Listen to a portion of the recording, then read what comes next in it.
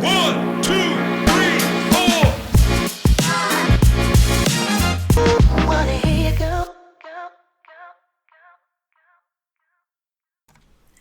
I am going to tell you something that should blow your mind away.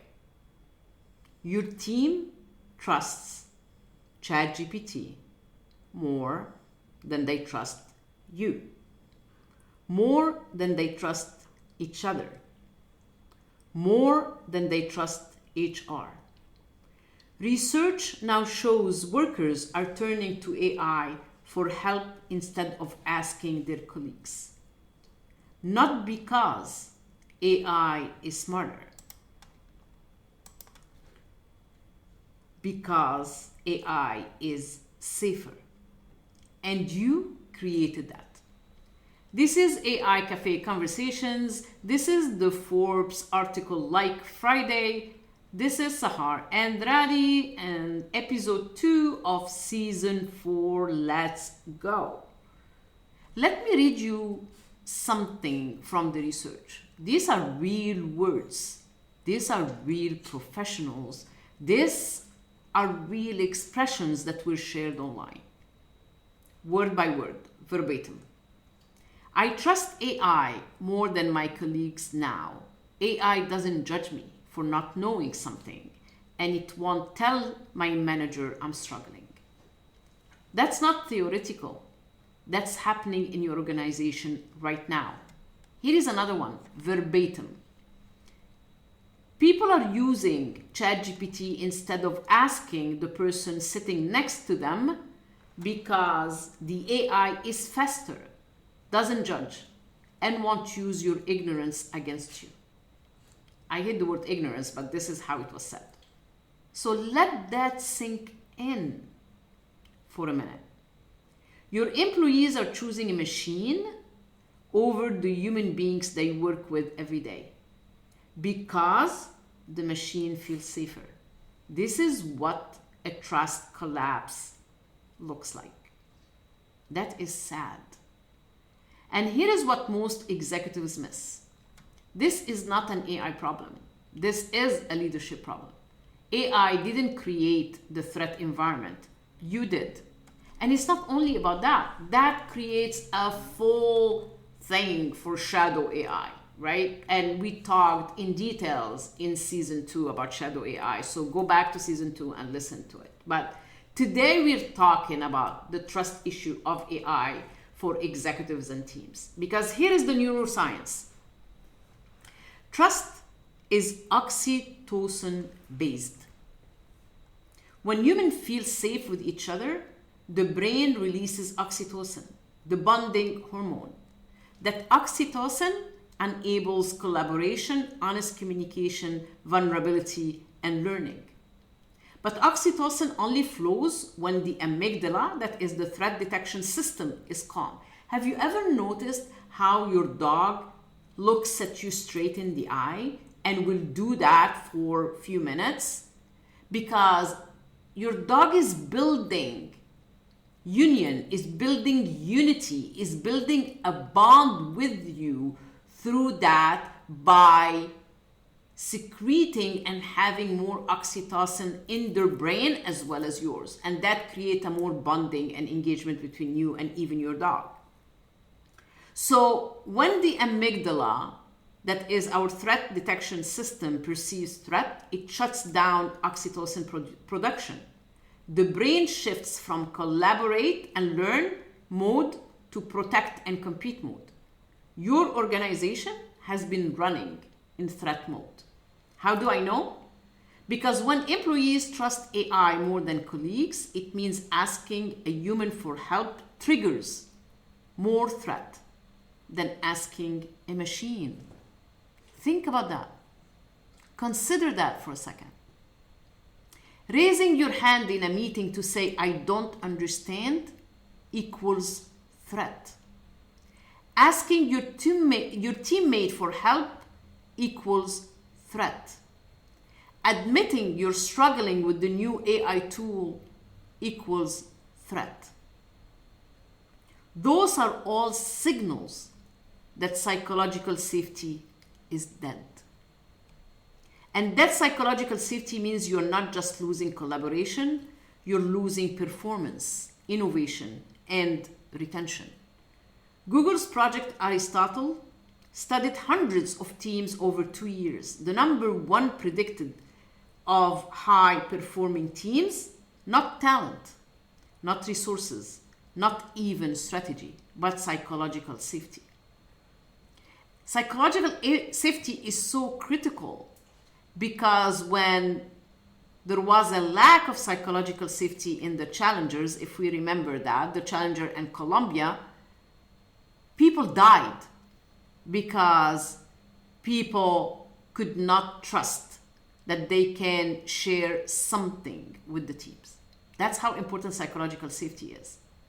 So what is psychological safety? Psychological safety is the feeling that you can speak up, ask for help, admit mistakes, challenge ideas without being punished or humiliated or marginalized. When psychological safety exists, teams innovate 3 times faster and perform 27% better than teams without it. When psychological safety is dead, people trust machines over humans. Imagine that. So what does a trust collapse actually cost you? Let me be specific. First, knowledge hoarding accelerates. When trust is gone, information becomes currency. Information becomes currency. People hoard what they know because sharing it feels like giving away their only leverage. Remember episode 14, FOBO, the last episode, FOBO? The fear of becoming obsolete drives employees to protect their expertise like it's a survival resource. And when trust between colleagues is dead, that hoarding becomes rational. Like, my expertise is the only thing standing between me and irrelevance. Why should I share it? The organization fragments. Silos harden. Cross-functional collaboration dies. And you pay for it in duplicated work, in missed insights, and strategic blindness. Here is the data. 78 to 86% of employees are now using unapproved AI tools at work regularly. Security professionals, the people who should know better, are the worst offenders at nearly 90%. Why? Because organizations rolled out AI mandates without providing adequate tools, training, or time to learn. So employees went around you. So here is the critical part. They are not telling you they're doing it. Why? Because they don't trust you. They don't trust that admitting that I'm using ChatGPT because the approved tools don't work won't get them in trouble. So they hide it. And your organization has no visibility into what AI is being used, what data is being shared, or what risks you're actually exposed to. That's the cost of trust collapse, organizational blindness. Third, that's what's actually happening when employees trust AI more than you. They're not choosing AI because it's better. They're choosing it because it's safer. AI doesn't judge. AI doesn't gossip. AI doesn't have performance reviews over you.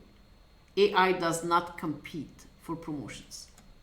At least not yet. Haha.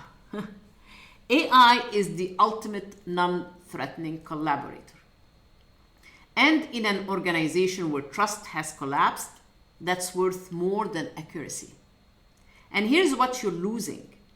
AI generate outputs. It can't build the relational trust that produces breakthrough insights, navigates organizational politics, or develops people. When your team chooses AI over human collaboration, they're not just losing efficiency. They're losing the very thing that makes human irreplaceable. That's the hidden cost of the trust collapse. You think you are gaining productivity through AI. You're actually losing the human capabilities that AI cannot replicate. So, how do you rebuild trust when AI has become the safer option? First, truth. You can't rebuild trust without acknowledging you broke it. This isn't about blaming yourself, it's about being honest. The trust collapse didn't happen because of AI. It happened because you created an environment where not knowing something feels like failure, asking for help feels like weakness, being slower than AI feels like irrelevance. That's the threat environment. And threat environments kill trust. Here is what regulated leaders do to rebuild it. First, name the collapse out loud. Most executives hope they can quietly fix trust without acknowledging it's broken. Neuroscience says that's backwards. The brain needs acknowledgement before it can move to repair. One CHRO I worked with said this to her leadership team. I have noticed something. People are using AI to solve problems they used to bring to each other. I think we have created an environment where asking for help doesn't feel safe. I want to change that. That naming, that public acknowledgement, gave the team permission to confirm what they were experiencing.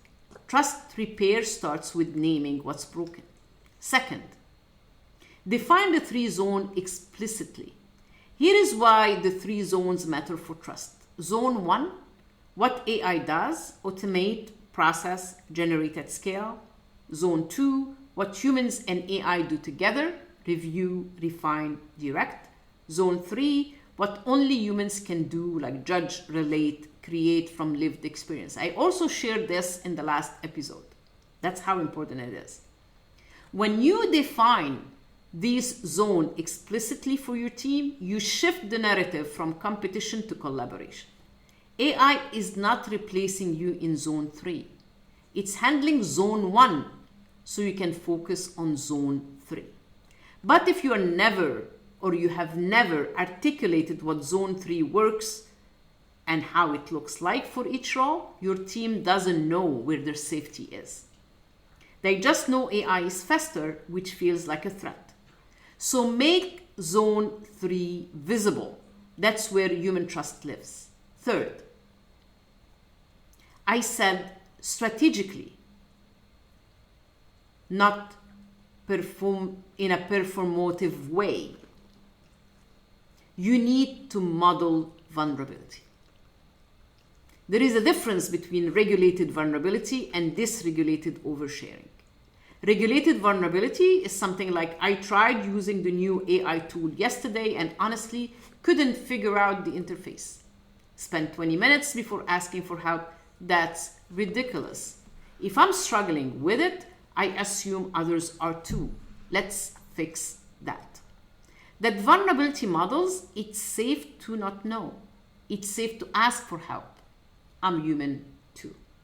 Dysregulated oversharing, I'm terrified AI is going to make all of us obsolete and I don't know what we're doing. That transmits fear, not safety. Regulated leaders model the behavior they want to see. Vulnerability that says, we are figuring this out together, not I'm panicking. This is practical, tactical. One team I worked with implemented Zone 3 Fridays. So every Friday afternoon for 30 minutes, no AI tools are allowed, just human talking about what problems they're stuck on, what they learned that week, what they need help with. No performance metrics attached, no deliverables expected, just human to human collaboration, human-centered AI. After 8 weeks, shadow AI use dropped 40%, cross-functional collaboration tripled, innovation ideas submitted doubled. Not because they stopped using AI, but because they rebuilt the trust that makes human collaboration worth more than AI efficiency. Trust is not abstract. It's built through repeated safe interactions. So let me bring this home. When your team trusts ChatGPT more than you, psychological safety is dead. And you created that, not maliciously, but through leadership that prioritized speed over safety, efficiency over trust, and performance over humanity. The cost is not just morale. It's knowledge hoarding, shadow AI explosion, and the loss of the very human capabilities that make you irreplaceable. The way back: name the collapse, define the 3 zones, model regulated vulnerability, build trust rituals. AI didn't break trust. You did, and only you can rebuild it. You want to know exactly where trust has collapsed in your organization? Book a free strategy call at the link below in the description. We will go through your results and I'll show you how to rebuild trust in an AI-enabled world. You can also download my free 2026 AI leadership planning guys.